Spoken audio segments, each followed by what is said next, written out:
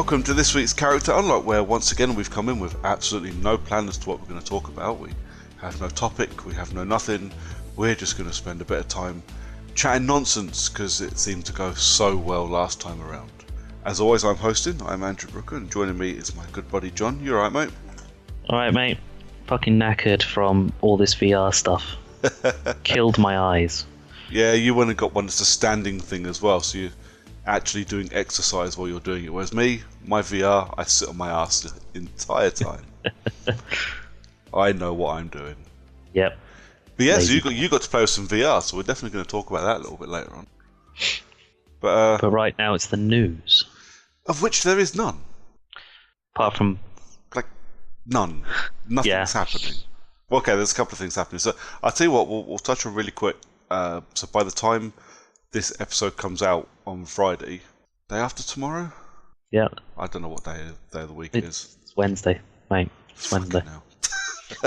So by the time this episode comes out, the Nintendo Switch will be out and in the hands of regular consumers like you and me, except...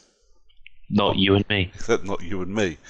The reviews came out today, so I think like the embargo's up, although there have been some issues with... Apparently it's got, the machine itself has a day one patch, which is just, it's just the epitome of everything video games nowadays, isn't it? Even the fucking hardware comes with a day one patch. Apparently, from what I've read, this patch allows connectivity to things like the phone apps, because that's not something that reviewers need to have access to before the thing comes out. But aside from stupid shit like that, apparently it's okay. But it seems to be being received with a rather large meh. Well, it's just Nintendo in general at the moment, is that everything comes out with a big meh. Yeah, pretty much. But we've, our good mate Jack is getting, or by the time this comes out, will have his Switch in his hand, hopefully. Will he be clicking every time he turns it on? Absolutely. And if he's not, I'll be texting him, just sending him random clicks. So hopefully the next episode, so in 2 weeks from now, when he's had a bit of time to play with it, he'll come on and give us a rundown of the machine, because I don't know about you, mate, but at the moment it's not on my radar at all. No, I'm not buying it. I might buy a TV. Yeah. Out of that. Sounds like the better option, really, doesn't it? Yeah. So, same kind of price, 4K versus a Switch. 4K TV all the way. Yeah, definitely. So hopefully, in a couple of weeks we'll have our mate Jack on, who can give us a rundown and tell if it's any good, what the games are like, real world review for the machine. But yeah, until then, the Switch is out, mate. Hooray! Woohoo! That's about all the fanfare I can muster for the Switch. Yeah, I can't. There's nothing exciting about the Switch. Even the most recent Mario Party game is going to DS, and that's it. So maybe when Smash Brothers gets announced, or the next Mario Kart that's not a remaster of an older Mario Kart. Yeah, well, I mean, we, because we got little kids, so we kind of go, well, I kind of go, do I get one for her? Do I get one?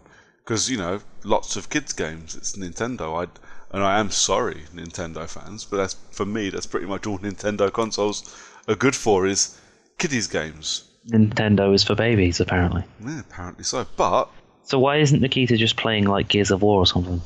Well, it's a bit complicated. Start on something nice. That active reload can be a pain if you've got tiny fingers.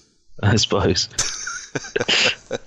Start on something simple like Gears of War, and then move on to something a bit more complicated. Well, you say that. I have promised her that we're going to play some Little Big Planet 3, because I downloaded it because it was free on PlayStation Plus. You're trying to torture the poor kid. It's the most difficult game known to man. Little Big Planet's a piece of piss. She doesn't, she doesn't have to finish levels. She just has to bounce about, grabbing things and shit. She'll love it. But that's going to be my tomorrow afternoon, I think, when she gets home from school. So. Oh. Big Brooker and Baby Brooker. Yeah, I've given her own controller. She's got a little blue PS4 controller. Not a pink one, then. No, because I'm not a cunt. but blue is for boy babies. No, it's not. blue is actually for my for what was my PS3. It was my DualShock 4 for the PS3 because I liked the DualShock 4 so much. I bought an extra one and paired it with the previous console, and then obviously I got rid of the console but kept the controller. So that can be Nikita's one. I don't care. I never use it. I suppose. The only other bit of news then really is Microsoft have announced an EA Access style Game Pass, which is interesting. So for $9.99 a month, you will have access to download, install and play a selection of games on your Xbox One. And that's Xbox One and backwards compatible 360 titles. What do we think of that then, mate? My main interest is this going to be you pay your £10 a month and your annual Xbox Live subscription, but beyond that, I do like the fact that it gives you the option to download games to your console to play online or offline. Yep. So it's not like what the current iteration of if you download certain games, then if you don't have your Xbox online, sometimes you can't play them. Yeah. I'll agree with that. I think it's good actually. An EA Access style subscription model I very much like. It will run in tandem with Xbox Live Gold, so you'll have to have a Gold subscription plus your. I think the guys on the preview program, I think they're paying £8 a month for it, $7.99 a month. Yeah. I would hope that a little way down the line you could have the opportunity to purchase a year subscription for it, or even in maybe 3 or 6 month bundles, which you can for EA Access for Live and for PS Now, which is kind of the thing I want to talk about with this Game Pass thing. Because have you tried PS Now? I've very nearly looked into it and then didn't. It's a bit poo. It's a bit poo because it doesn't download anything to your PlayStation. It's all cloud-based, which works. It's fine, but if you get a bit of internet stutter, or someone in your house decides to download the entire South Park collection at the same time you're playing Tearaway or whatever it is you decide to play. Surely that's you downloading the entire South Park collection at the same time as playing Tearaway. No, I'm not a South Park fan. Suppose. But why is there someone in your house downloading South Park? Well, no one is in my house downloading South Park. So me and the wife are the only people that know how to do it, and the wife couldn't do it. But what I mean is, some muppet kicks the cabinet up the road and my internet stalls out. I've lost my game. And you pay a subscription for this, or you can pay per game as well if you want. But I've always been against it because the PlayStation Network is a bag of shit, and is constantly falling over. I'm not paying a subscription for a service that I might not be able to get onto. And it can almost guarantee at some point in my 3-month subscription there'll be a point that I can't get onto it because it goes down that regularly. Yeah, it's Thursday morning, the sun's up, and PSN's down. Yep, exactly. So I was always kind of against PlayStation Now for that reason. Now, what I'm kind of hoping is with Xbox Game Pass allowing you to download these games, I kind of want it to kick Sony up the arse and make them go, okay, we'll let you download them. Because I had this conversation with somebody else the other day. I love playing Killzone 2. I play Killzone 2 a couple of times a year. I don't have a PlayStation 3 to play it on anymore, so my only opportunity to play it now is through PS Now. Yeah. I would really like to be able to download it to my PlayStation and play it offline. I'm lucky. I've got relatively decent internet, but not everybody has. Not everybody can stream, video games through their internet. When I first moved into this house, I could barely stream Netflix, for Christ's sake. Well, yeah, you did have that god-awful copper that was like 1.5 megs. Yeah, I don't think it was even copper. It was string with a gerbil with a wheel on the other end of it. It was just a man with a cup, and then you had the other end of the cup, and he was just shouting down the cup, the string. Exactly. So, it would be nice if I don't have to worry about my internet crapping out. More importantly, it means that I can take my PlayStation with me on holiday. If I go away for a few days, if we go away, like the family, I would love nothing more than to be able to load up a couple of games onto the Xbox or the PlayStation, just in case we don't do anything in the evening. Because especially when you got a kid, once they fucked off to bed, your options are generally watch TV and go to bed yourself. So I'd quite happily take them with me if I could, but PlayStation doesn't allow me. And if you can't, no hotel or rental place internet is good enough to stream video games down. No. But that's beside the point. I quite like the idea of Xbox Game Pass. I think it looks interesting. I might give it a go. I don't really have time to play the games I own, let alone the ones I rent. Well, that's kind of what it's going to fall down to. It depends on how recent the games get added to the library. Yeah. Because one thing that is quite interesting to me is the discounts that it offers. So it's 20% off of full game Xbox One purchases and 10% on all add-ons. Well, that's good. I didn't know that bit, to be fair. So it's an indefinite rental for the price of admission, and then you get 20% off if you want to buy the game and keep it. So that way, if your subscription runs out, which for some people it never will, they won't need to buy it. But for those of us who may go, I'll do it, I'll pay my tenner, take my 20% off, leave it a couple of months, then maybe they're not adding anything, I'll drop it for a couple of months, and then if it's a really easy wax on, wax off situation of, I'll have it this month and then next month I won't, and then I'll do it for another month.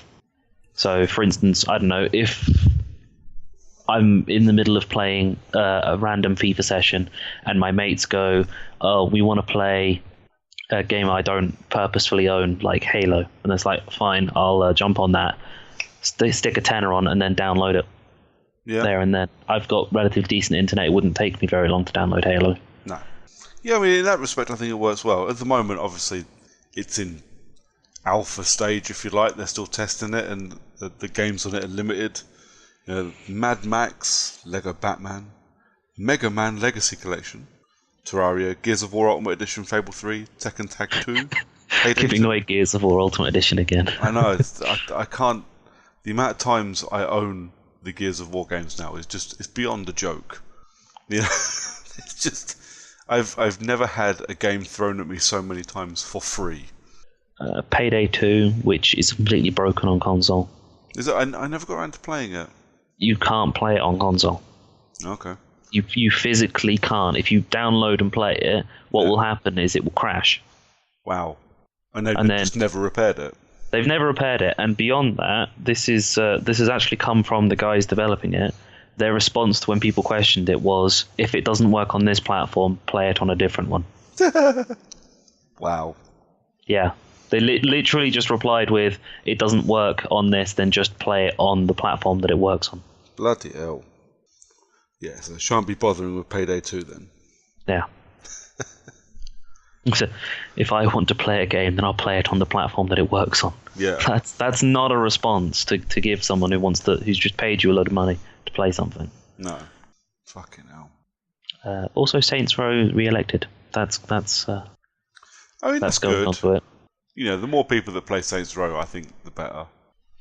But I mean, and this will be the thing. It's going to be a lot of games that you can get very, very cheap elsewhere. So you kind of have to weigh up: do you want to pay £8 a month, maybe play one or two games, or do you just want to pop out and maybe just buy one of the games you want? I mean, Saints Row is a great example. Not the last sale. I think it might have been the autumn sale on Xbox, or summer sale maybe. I picked up Saints Row 4, re-elected, Get Out of Hell, and both Metro games for less than £10. If at that point you haven't bought and played Saints Row, you're probably not ever going to play Saints Row. I'm just looking at some of the FAQ stuff. You don't need to have an Xbox Live Gold membership to access the Game Pass, but if you want to play the multiplayer, you do. Yeah. So it's great if you've only playing the single player stuff, like Saints Row, for instance. Yeah. Gears of War story. Brilliant for that. There's no limit to the number of games that you can download and play, while you've got your account active on it. Just a hard drive. Yeah.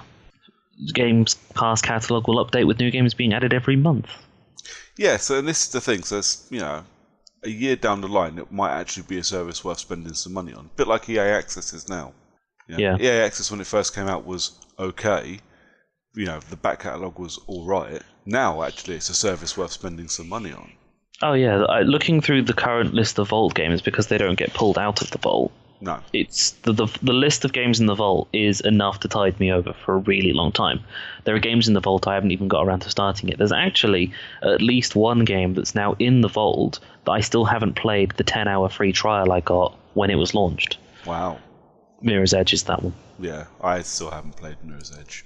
Mirror's Edge Catalyst was... I was going to download I downloaded it, the 6-hour trial, and never started it. And I always thought I could probably finish this game in the 6-hour trial, and then, didn't start it. It's now in the Vault. Yeah. Talking of stuff to download, kind of an aside, did you see the deals with gold this week? The only one I know of is Borderlands 2. Battlefield. I didn't really look at the others. The full complete edition of Battlefield 1 was like 40% off, so it's down from, I think it's £109 down to like 60.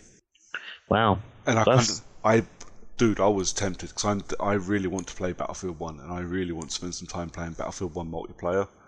You know what? The only reason I didn't is I looked at that and went, I've got about 6 hours until Horizon comes out. I'm not playing any Battlefield 1 this week. But by the time I actually get around to playing it, I may have gotten it free on EA Access. Destiny the Collection is available with 33% off. Elite Dangerous, 33% off. Abzu's 20% off. Worms Battlegrounds, 75% off. Yeah, Worms Battlegrounds. I'm pretty sure I own Worms Battleground on disc. I think everyone owns... I think it was actually... when Games with Gold like... It might have actually been the first Games with Gold game for Xbox One. Yeah. I'm pretty sure I won it in a competition. And I put it in and never played it. Forza 5 is 67% off and the Car Pass is 80% off. So, wow. And VIP 75% off. So for the price of £20, you can get the full Forza 5 experience. Seeing as Forza 6 is out and all that. When you say the full Forza 5 experience, see, for me what that means is play the game for 20 minutes, get fed up, delete it. It's £1 a minute. Yep. You say that like it's a bad thing. There's a lot worse things you can do for £1 a minute. Well, yeah, there's plenty better I can do for £1 a minute as well. Anyways, shall we move on? Yeah, I think we're done with news. Yeah, the Switch has killed everything. Nothing interesting happens. Well, I suppose release week.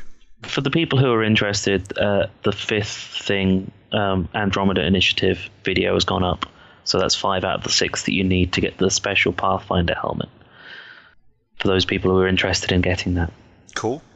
Is that and that's what, through the EA website, a massive website? Literally the Andromeda Initiative website. Okay, fair enough. I have no idea. The videos are quite cool and they're nicely done. I think you should definitely give them a watch just for the sake of it. I know you're not a Mass Effect fan, but just for the sake of for the sake of 20 minutes, yeah. I'm pretty sure you could just watch the 5 out of the 6 that are currently available just to see a little bit of what's going on. Well, maybe once the 6th one comes out, so I can just watch them all in one sitting. All right. When I find out the 6th one comes out, I'll let you know. Yeah. That way, I can maybe have some idea of what you're talking about when you talk about Mass Effect. Yeah. Unlikely, but I can try. You can try. Well, the 5th one was all about the new weapons and the mods to the weapons, so that's pretty cool. Cool. So let's talk a little bit about what we've been playing over the last couple of weeks since our last recording, mate. Do you want to kick us off?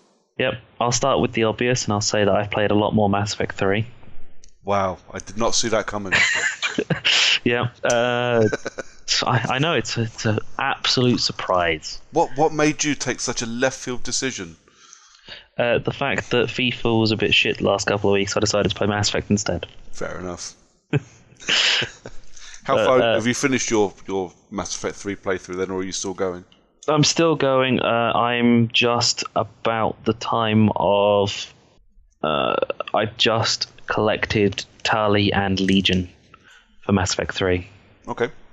So that's where I am at Rannoch, and I'm just going around doing a load more side quests, and I had to choose between Liara and Miranda on which one I was going to bang, and I chose Liara. Is that because Miranda's an ugly bitch? Miranda is Yvonne Strahovski, so no. Oh, okay. Dude, what are you playing at? Yeah, I had a chance to sleep with Yvonne Strahovski, and I chose Liara, who's blue instead. Oh, you're one of them. Yeah. I didn't really choose Liara based on the fact that she was an alien. It was mostly just because I didn't really know who to pick in overall, and I just ended up selecting the wrong thing essentially at the wrong time, where it made me lock in the relationship with Liara in 3. Okay. There was an announcement. Was it this week or last week? They announced a cast member, I think, for Mass Effect 3, and it was somebody I know. Natalie Dormer. Yes, it was Natalie Dormer. Yep. Yeah. I don't know if she did any of the mocap, or if they've actually got her face, or it's just her voice. I'm interested to see how she does then in Andromeda, because outside of Game of Thrones, I don't know an awful lot about what she's done. A very shit horror movie last year, which sent me to sleep while I was in the cinema. She was in the BBC drama The Tudors. That's about it. I didn't know that either. I've never watched it. I watched it because I have a minor interest in that part of British history, but fair enough. That pretty much covers it. My entire knowledge of Natalie Dormer is that she was in The Tudors, Game of Thrones, and now Mass Effect. I didn't even know she did a horror film. Yeah, it was called The Forest, and it wasn't really a horror film. It was poo. Sounds it. It was just dog poo, just smeared on the screen. Okay then. Sorry, I interrupted you. Mass Effect 3. Mass Effect 3. When you're banging blue chicks. I locked in the relationship with Liara, who I was kind of. I guess it made sense on the grounds that I was in the relationship with Liara in Mass Effect 1. In the Lair of the Shadow Broker DLC, I maintained the relationship while also sleeping with Miranda. So it was kind of a right at the last second to choose Liara, because that was where the conversation tree ended up heading when I selected it. Fair enough. So are you kind of, at this point, are you going to have 3 finished in time for Andromeda? Oh, without a doubt. I imagine I'll have 3 finished, possibly even by the end of this week. Cool. Well, not by the time that this episode gets put up, but probably at some point in the very near future, maybe Sunday. So, just in time for you to squeeze in one more episode where you talk about Mass Effect 3 before Andromeda comes out. Yeah. I also have played a lot of Rainbow Six Siege because I've managed to fall back in love with it since the most recent patch. The most recent round of characters, Mira and Jackal. I've fallen in love with Mira the Defender. With she has the one-way mirror glass that's bulletproof that she can put up over indestructible walls. Well, no, not indestructible walls. Destroyable walls with armor panels on them if you so wish. Yeah. So, yeah, that's pretty cool. But her main weapon is a Vector. So 26 rounds of essentially, ridiculously fast-firing gun that has almost no recoil. Cool. That sounds very overpowered. Her sidearm is a stubby shotgun. Fair enough. But her secondary primary weapon is also a long shotgun. It's a long standard 12-gauge shotgun with a sidearm that is a stubby 12-gauge shotgun. Jesus. Yeah, I won't be able to fucking play that game. Although, did you get to have a go on the Wildlands beta while it was open? I was really tempted, and then I didn't, because a lot of my friends kind of just went away with it and said, look, it's essentially just The Division, only newer and shinier. Yeah, pretty much. It's The Division with trees. Yeah. It's pretty much my experience of it. I might rent it to give it a go, see if it actually got any better, because I haven't played it for about 2 months, maybe 3 months. I played it quite a while ago, so we'll see. But yeah, Rainbow Six Siege is still populated, still people playing it. Yeah, it's still a load of people playing it. I mean, occasionally it's a bit difficult to get a game out of it, where you're just sitting there waiting for players. But you can usually just jump out of the loading screen, well, not the loading screen, the searching for player screen, and then jump back in again. You should find one almost immediately. Cool. Yeah, UB have done all right with that, haven't they? Managed to build themselves a little Counter-Strike style community there. So that's good. It's good that it's still going this far in as well. I'm impressed that they've managed to keep it going. Well, it's the second year of it, I'm guessing. So it's and they're adding characters every 3 months or so. So it's not like, and there's a new map each time. So yeah, can't complain at it. No, fair enough. No, I've been playing not much, I suppose. I rented VR Worlds for my PSVR, which I kind of wanted to play, but after I played the demo of it, I was like, I don't really want to buy this because it feels like just a lot of demos. It turns out I wasn't wrong, and it's a real shame. Did you have any time on VR Worlds when you played the PSVR at Eurogamer? No, I didn't play any of VR Worlds. That's basically just the Playroom VR, I'm guessing. Is it Playroom? No, Playroom VR is something slightly different. Playroom VR is the little robot things that have kind of been the half a mascot for the PS4 since the PS4 was released. Oh, VR Worlds, is that just the Wii Sports for VR? Pretty much. Yeah. So you got a couple of things. You got like an air hockey type game. That's air hockey in VR. That's basically in 3D. So it's not just across a table. It's like you and against the AI, and your puck, if you like, bounces around in a 3D space. So, and you kind of control where you hit it by looking at it. So you're basically sitting there just looking everywhere, controlling it with helmet movement. Okay, that makes more sense, because I was thinking move controllers, you standing up and falling over yourself repeatedly. No. Because you think you're leaning on a table and you're not. No. That's all right there. It's a lot of fun, but it wears out its welcome quite quick. It gets boring quite quickly. And this I kind of found is the running theme with VR Worlds. There's VR Luge, which is street luge as well. So you're basically a dickhead laying on a skateboard going down a mountain path, and you control going left and right down this road by looking left and right with your headset. It's right. Crap. Sounds it. It's pretty crap. Are there cars coming in the opposite direction? Yes. Excellent. But it slows you down if you hit a car. There's no penalty. You just go through the car. That's lame. I was hoping for like an 18 rated. You get hit by a car, you no longer splattered. You're not. You don't look like a human anymore. Maybe Suda51 should be making this game. Maybe he should.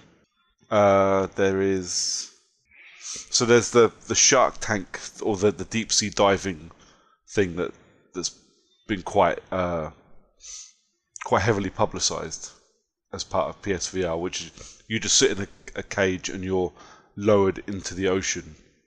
And there are a couple of different ones. There's like one where it's just you're on a coral and looking around, and you just look at the pretty coral, and it looks very nice, and it looks like you're in the water. Slowly drowning. Yeah. But the big one is a shark one, where you're lowered in and you go through this little cavern, and when you come out of the cavern, you're in this new open thing, and you're looking around, and suddenly shark. Just shark. And shark out, no. And it starts attacking the cage you're in. It's quite good. Like, it looks really good. And I was sitting there watching this thing going, fuck me, that thing is massive, as I was kind of looking around and following it as it went round behind me. It was really, really kind of immersive. It wasn't scary at all. Like, this thing, they did try to make it scary by have it kind of bash in, like, face first, like you have these big teeth coming at you. But it wasn't as scary as maybe it could have been, but it did look amazing. So you're not. So you're saying this may not be the new technique for the CIA to use instead of waterboarding? No, it definitely is not. But again, it's done. I think 10 minutes. Yeah. And it was done, which was a real shame. And then the one that I really wanted to rent it for, because it's the one when I played the demo disc that comes with VR. This is what I spent all my time on, and it was the London Heist. Okay. Now, the London Heist is you start strapped to a chair, and you're about to be beaten for information, because apparently you stole a diamond, and then you stole that diamond from the person you were working for. And then it tells the story of you stealing the diamond, so you then go into this guy's house and you have to figure out how to open a panel and open a safe and get this diamond. And when you do it, you're sat and you kind of look around at this desk. And it's a quick puzzle to figure out how to open a drawer and get a code for a safe, which I'm kind of a imbecile, and it took me a little bit too long to figure out what it was I had to do. But I was too busy kind of... Like, I'd get up off my chair and look around and kind of crawl around on the floor and see if I could see under the desk, because I just wanted to know how deep the VR went. For what it's worth, you can see under the desk. All right. I have to admit I was quite impressed.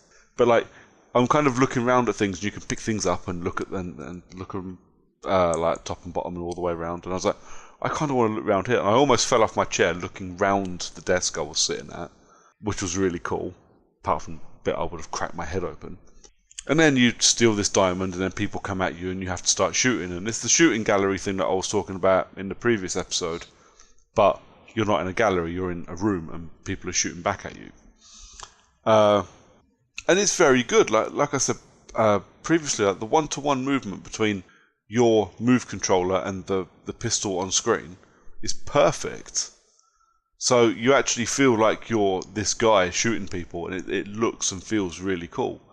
And then you've got another one where you're a passenger in a van, and you've got an Uzi, and you have to take out these motorbikes and trucks and things that start coming after you.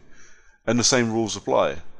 Everything is one-to-one. But what is really cool, and I did really enjoy doing this, although it did throw me for a second, because you're kind of sitting in the passenger seat of the van, and you can open the glove box, you can twiddle the radio. And I looked down, I was like, I wonder if I can open the door. And yes, you can pull the handle and open the door. So I was acting like a right dick. I was kind of hanging out the door, shooting people that were coming behind me. But it was awesome. It was really, really cool. But again, I think the whole thing, a couple of little story bits and all that lot, I think it was done in like 20-25 minutes. And that was the highlight as well. This London Heist was the highlight of this game, done in 25 minutes. And it was a real shame. It just felt like a glorified demo. It definitely should have been free with PSVR. It's a real shame that they're trying to charge me 40 quid for it if I want to buy it. Yeah. Thank God for game rentals. Thank God for Xbox Game Pass. Yeah. The only other game I've played, and I say played, it only came out by the digital download I had unlocked at midnight, so I was playing it from like 10 o'clock this morning, but played it for a couple of hours, and that's Guerrilla Games' Horizon Zero Dawn. So, and I think at this point, this thing's been marketed to death. Everybody knows what Horizon Zero Dawn is. But in case you don't, you play a woman called Aloy, who is kind of a tribesperson of sorts, who lives in a time, I think they coined like post-apocalyptic. So like Post. Yep, so the world has ended, we've had the post-apocalypse, and now we are past that and into a time when people just are living again. They don't have big skyscrapers and shit, but they live in tribes and they're happy. And but instead of like monsters roaming the earth, they do, but they're machines, robots, massive mechanical dinosaur things. Now, I can't speak too much on where they come from or what they are or what they're doing there, because I haven't dug that far into the story yet. I've been playing for maybe 2.5-3 hours, and obviously because it's a big RPG thing, there's a lot of tutorial in that part. So you play as I think 6-year-old Aloy running around. You get caught in a I think they call them the metal ruins or the ruins of the metal world. It's our time or just after our time. It's slight future to us, where you can walk around and you get your little Bluetooth headset thing that is basically your HUD for the rest of the game. But instead of kind of just running through and getting on with the game, I was exploring everything I could. So there's voice recordings and audio logs and things to pick up and a lot of stuff that tells you about the world that was before all of this stuff happened. So Guerrilla have definitely put a lot into building the world for you. I just haven't got to see a lot of it yet.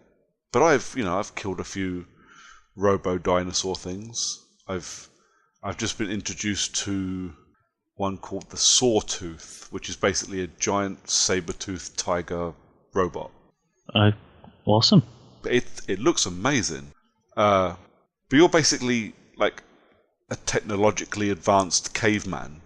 So you have to hunt these animals, but you've got technology to do it. So you have what's called a trapper. So you fire a couple of arrows, and it sets like an electronic tripwire.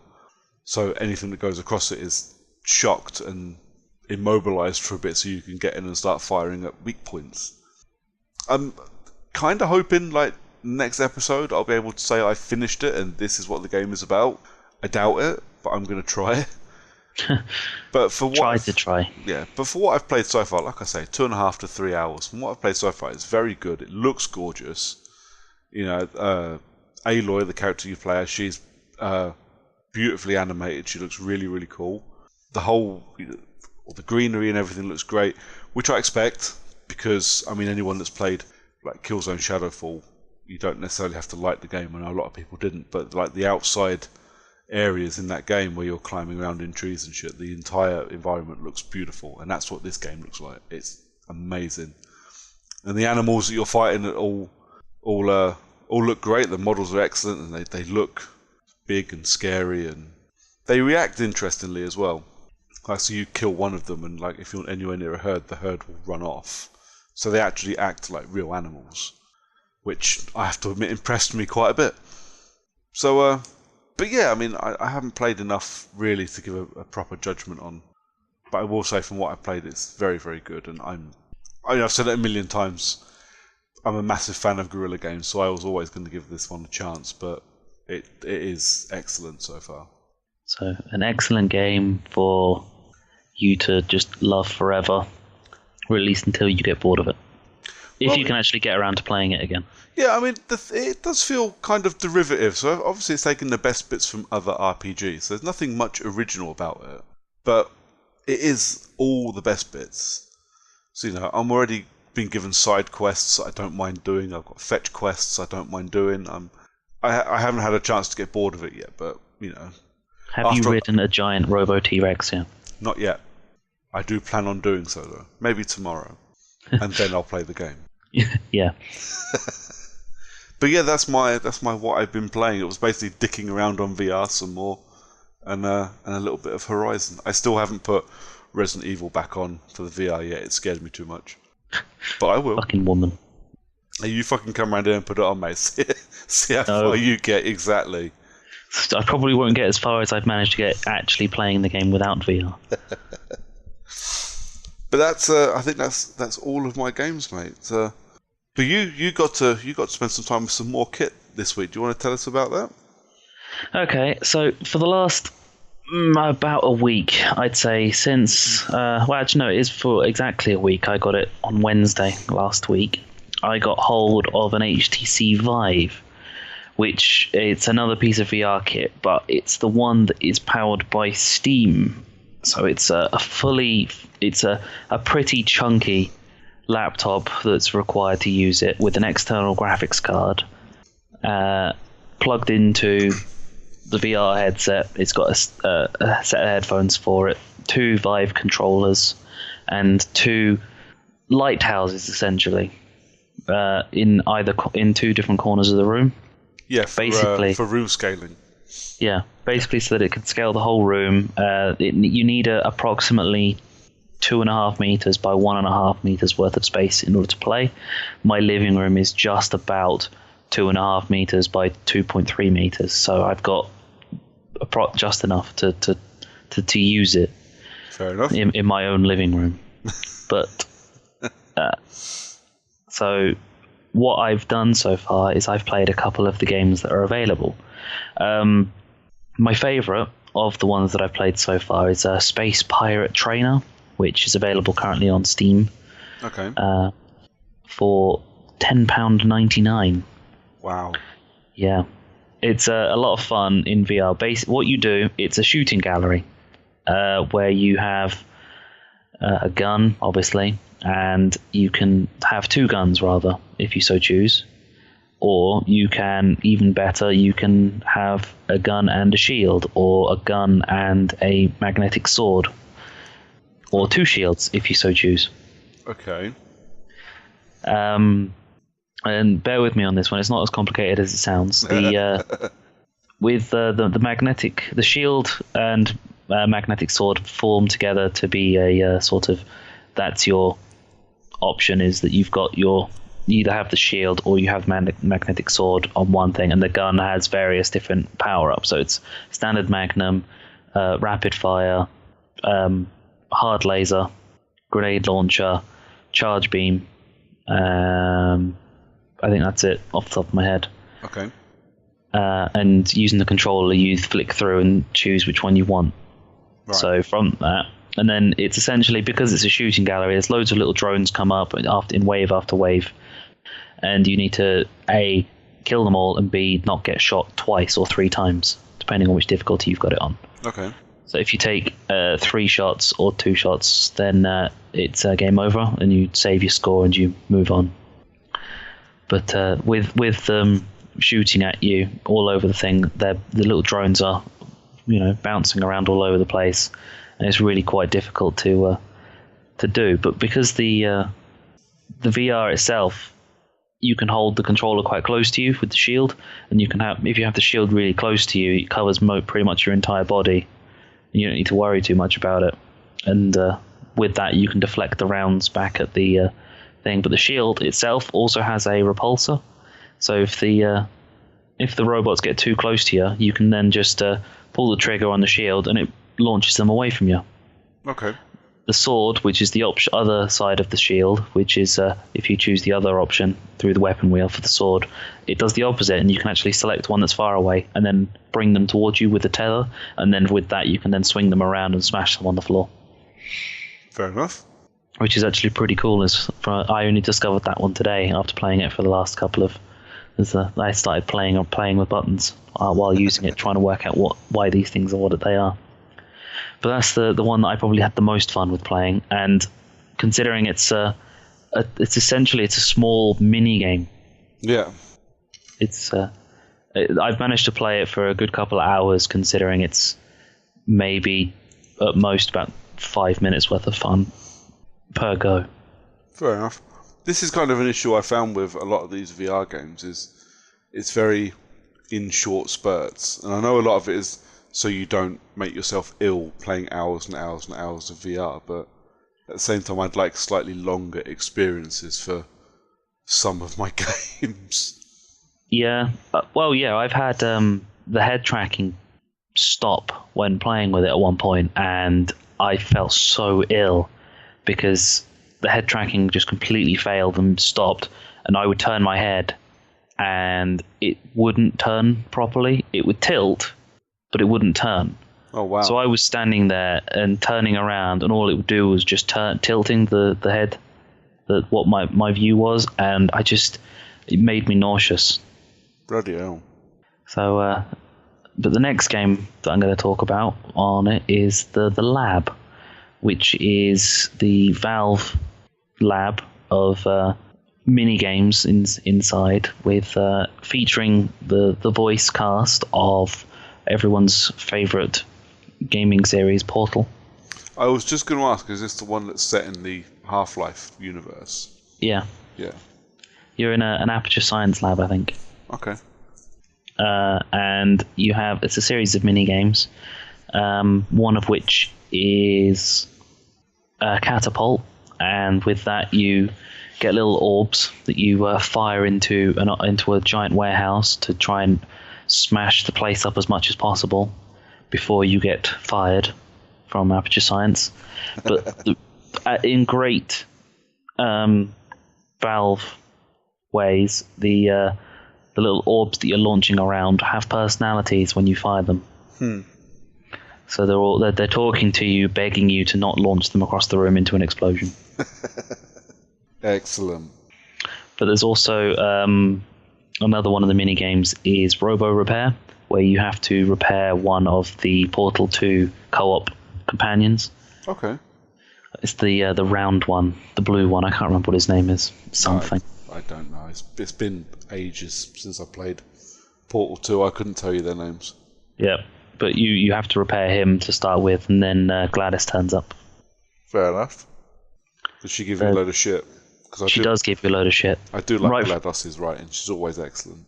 Right at the start, it's what kind of robot can't handle this basic task, and oh wait, it's you.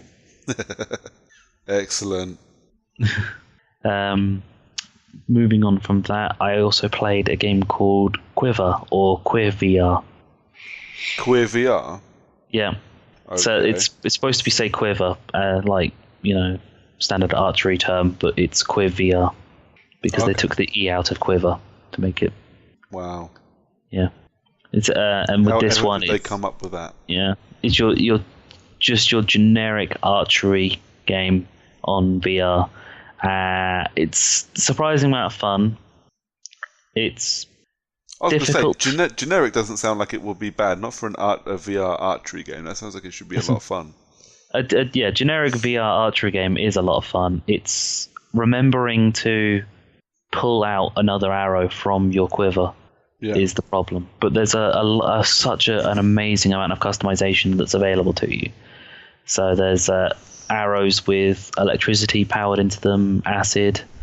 You can chain lightning together, so you can fire one arrow into someone and fire an arrow into someone else, and then fire a third arrow with a lightning in it, and it'll just chain them together. Oh, wow. But the aim is to prevent waves of enemies from breaking into your castle. Okay.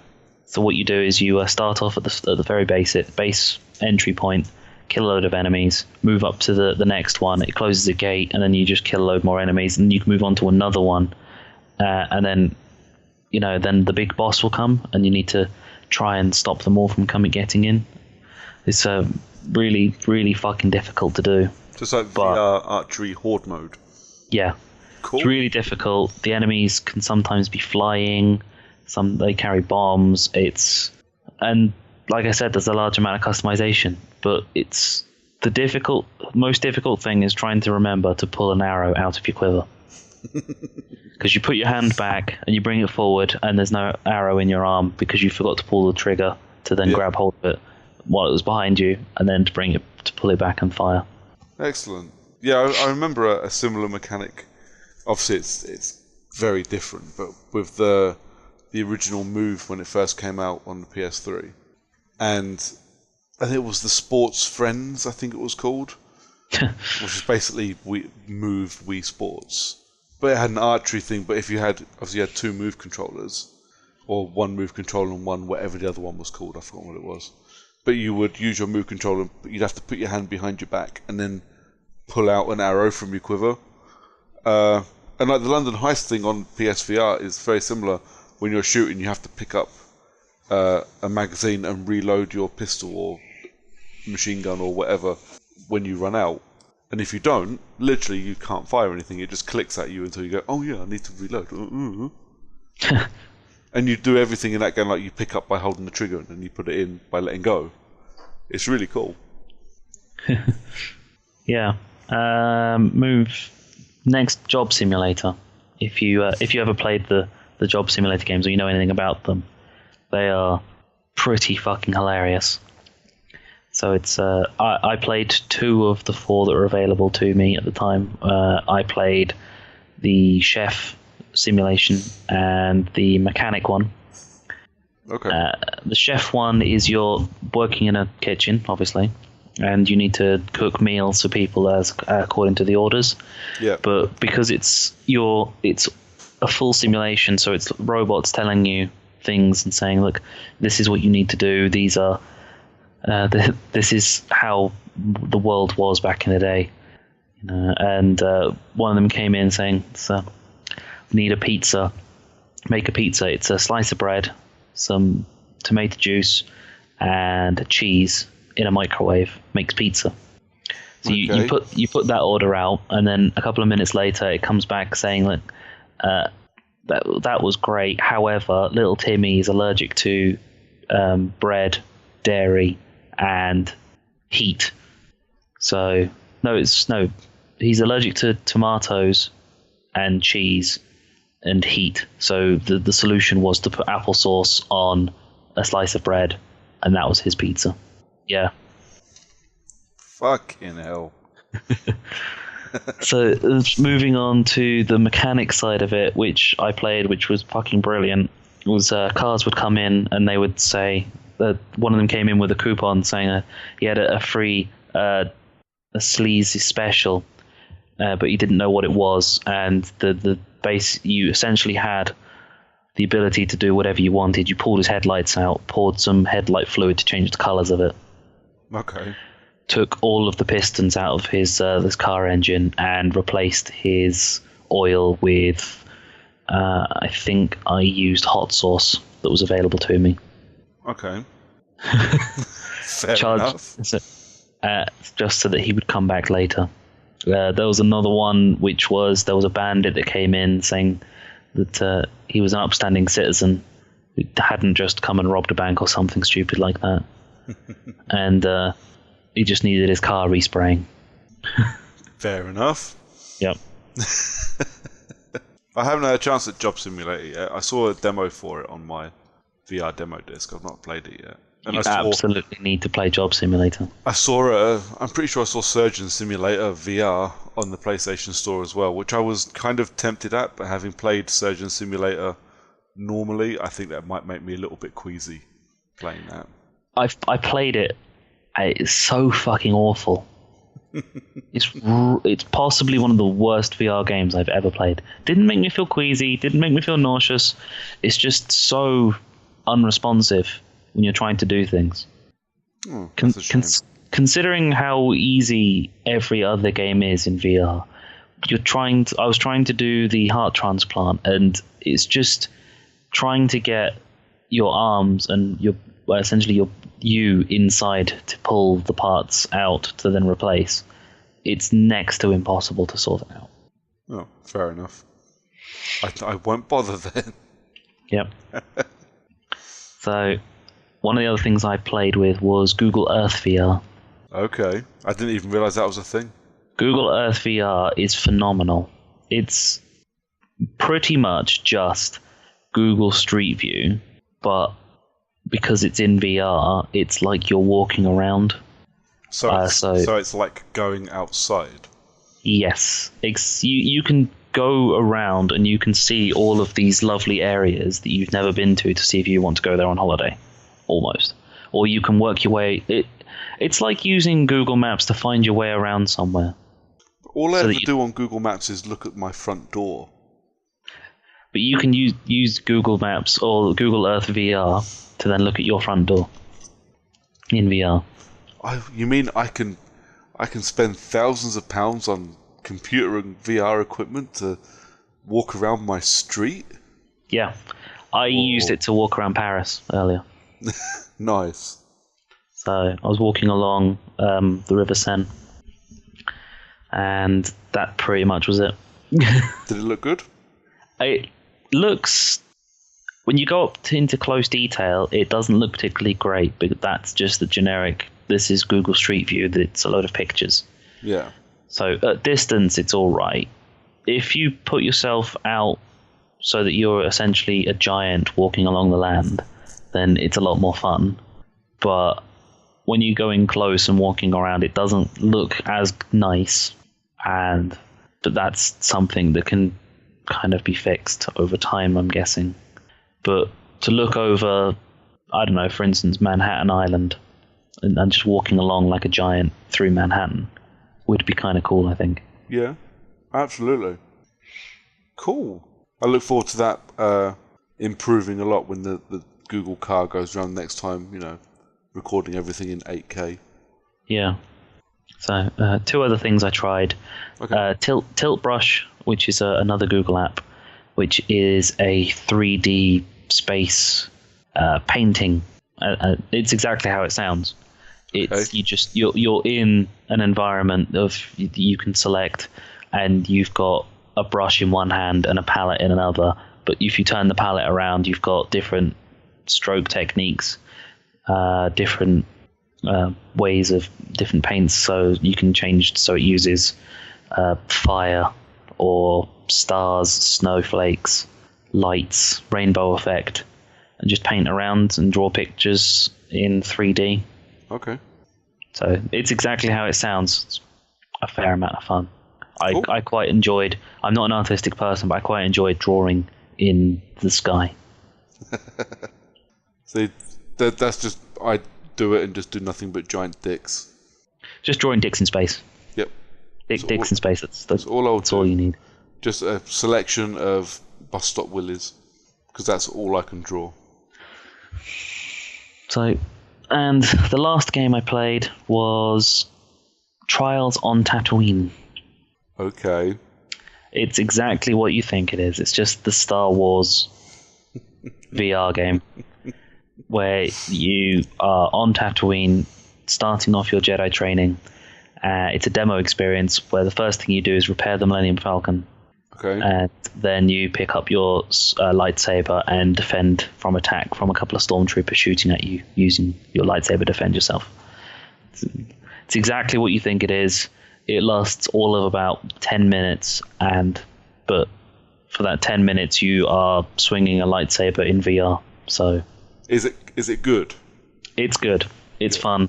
It's if you're a Star Wars fan and you have and you've spent that amount of money, it's worth playing it for that 10 minutes. Cool.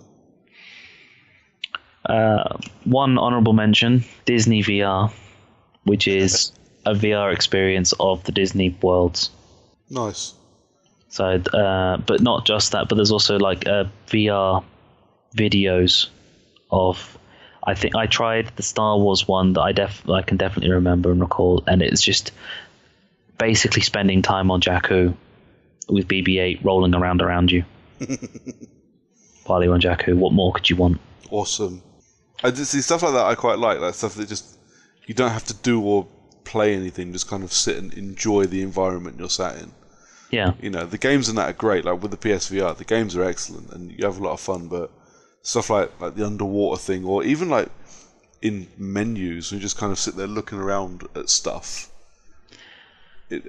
When you can look around and be like completely immersed in the little section you're in, it's amazing.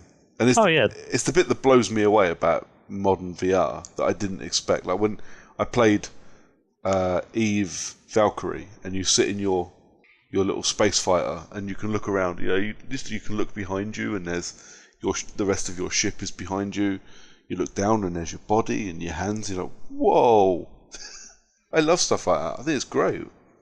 Yeah, it's the default background for the HTC Vive that I'm using. It's the Batcave. Nice. So before you even load any of the games up, you've got no desktop, no Steam library in front of you. You're just there standing. You've got the headset on. You've got your controllers in your hands, and you're in the Batcave. Excellent. So you just look around as a Batsuit, Batmobile, other Batsuit, Batcomputer. Yeah, I am really desperate to play the Batman VR thing that's on PSVR. But I looked at it, I was like, I'm not sure I want to pay 15 quid for it. Can you rent it? I think I can, but it means sending something back, and I actually quite like the games I've borrowed. It's alright, I'm currently sitting on Overwatch, which I've had for about 3 weeks, and I still haven't stuck into my disc tray yet. Wow. Yeah. I probably should at some point. I'm just so distracted by Mass Effect, it's the wrong time of the year for me at the moment. But I need to get it played before... I need to finish Mass Effect 3 and then get this played before Andromeda comes out so I can send that back. and probably take a holiday while Andromeda's out with me. Yeah. Well, that sounds good. Is that any other VR things, or are you VR'd out? No, there's another mini game which is a what was it? I think it's NVIDIA VR Carnival, something along those lines. Okay. It's exactly what it sounds. It's a carnival games, so it's throwing baseballs at plates, shooting plates in a shooting gallery, punching whack-a-mole as well. The same whack-a-mole thing where it's the things are swinging up at you on springs. You have to punch them back to the back at the end. Excellent. Balloon Night, where you're swinging swords around, popping balloons full of confetti. Proper minigame collection. Oh yeah, you know the basketball games that you get at film fairs. So it's just a load of basketballs. You have to throw them in the hoop. Yeah. To win tickets and things like that. Yeah, it's one of those is on there. Awesome. It's so difficult. It's the most difficult one that there is, because the throwing mechanics on it's so difficult because it's near impossible to get the mechanic of I'm at the top of my throw, I need to let go of the trigger while at this point, otherwise the ball's just going to get launched or just go nowhere. Wow. Okay.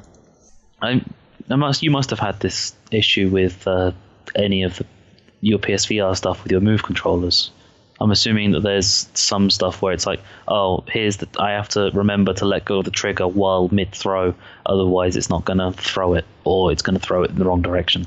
Only stuff really where, only if I'm dicking around. I don't think I've played anything that requires you to throw stuff.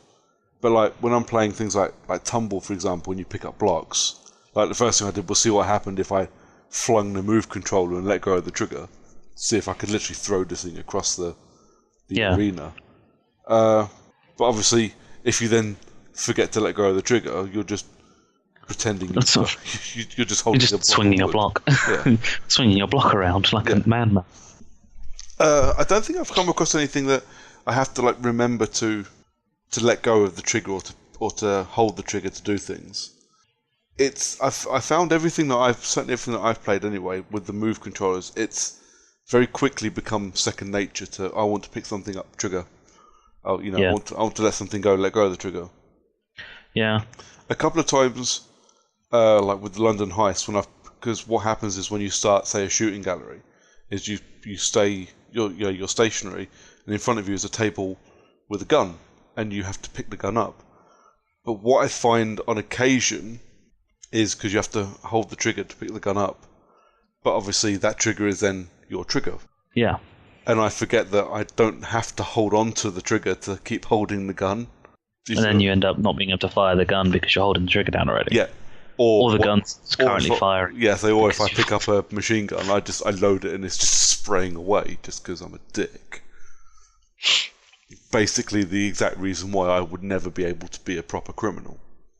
Because you'd pick the machine gun up and just start firing into the air. Yeah, just start randomly putting holes into walls and probably my own feet. I'm trying to think, there was another mini game on it.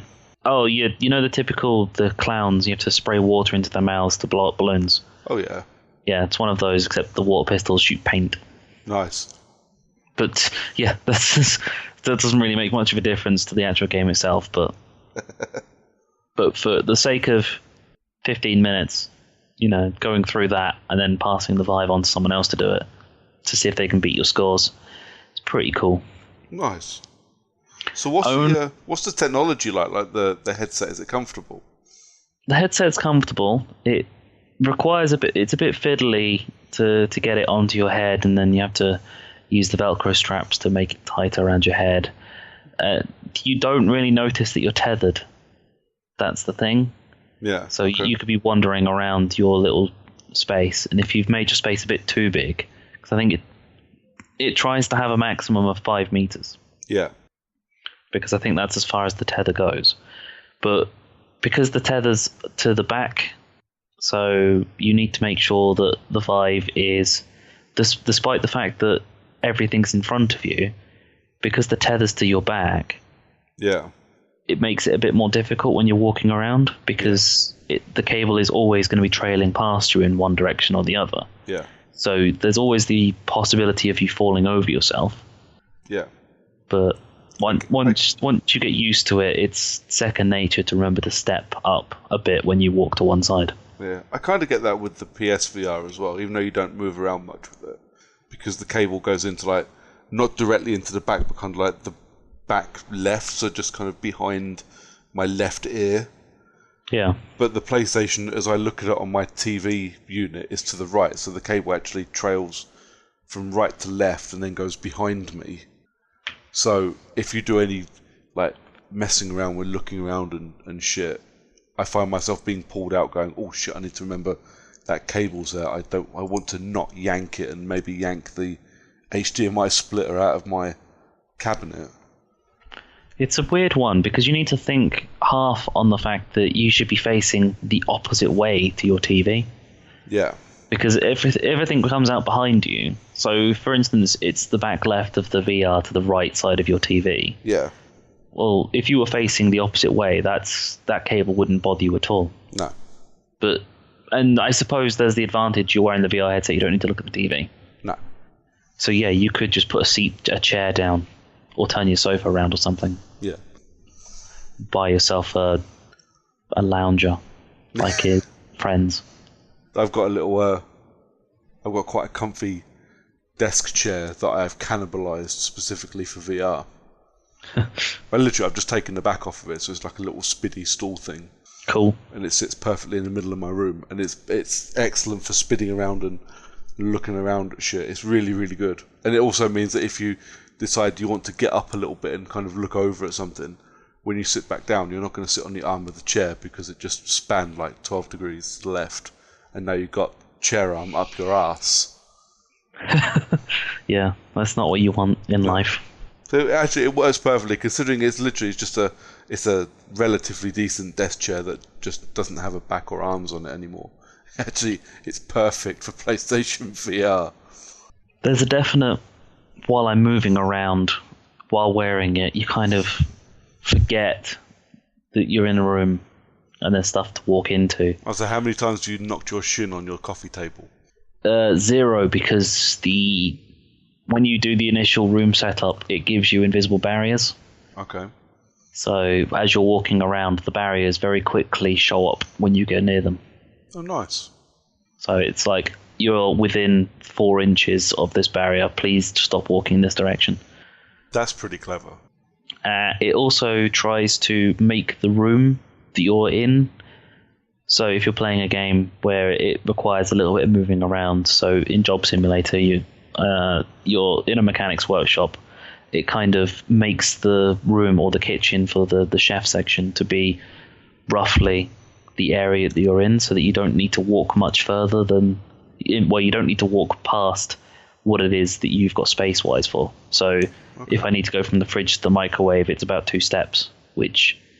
That's the room that I was in. It was about 4 steps. So, yeah, swings and roundabouts. It kind of works out quite nicely, so you won't end up kicking things. Yeah, it's good because there's always that fear, and I have to admit this is why I quite like the PlayStation 1, because almost everything is a seated experience. But you do get immersed, and you get immersed to the point where you would forget that there might be a coffee table, or the corner of a coffee table that's about to go into your shin, you know. Or a dog wandering around underneath your feet. You know, the dumbass fucking staffy who wants to trip you up, or walk into the computer or the TV. And just step on a several £1,000 worth of laptop. Exactly. Yeah, so there's always the worry, and it's good that it builds that barrier for you and warns you when you get to that point. I mean, I assumed it had something like that, and that the people that... Well, it's HTC that make the Vive, isn't it? Yeah. You know, I assume that HTC and Oculus and all these people realised that this would need to happen and would build it into the system, but I had no idea how it worked. Well, it's not just the Vive has a camera in the front. Yeah. And if you lift one of the controllers up and you press the right button, I can't remember which one it is, it brings up a little screen of what the camera can see. That's pretty cool. So you hold the controller up, and in front of your eyes, you've got a small screen next to where your hand is in real life of what's directly in front of you. So you can wander around perfectly if you so choose, and you can see exactly what's going on around you because you've got the camera feed. Yes, there's that minor delay, but... Yeah. That's cool. But if you wanted to walk around, for instance, when you're doing the initial room setup, I was wearing the headset, walking around, and I was just thinking...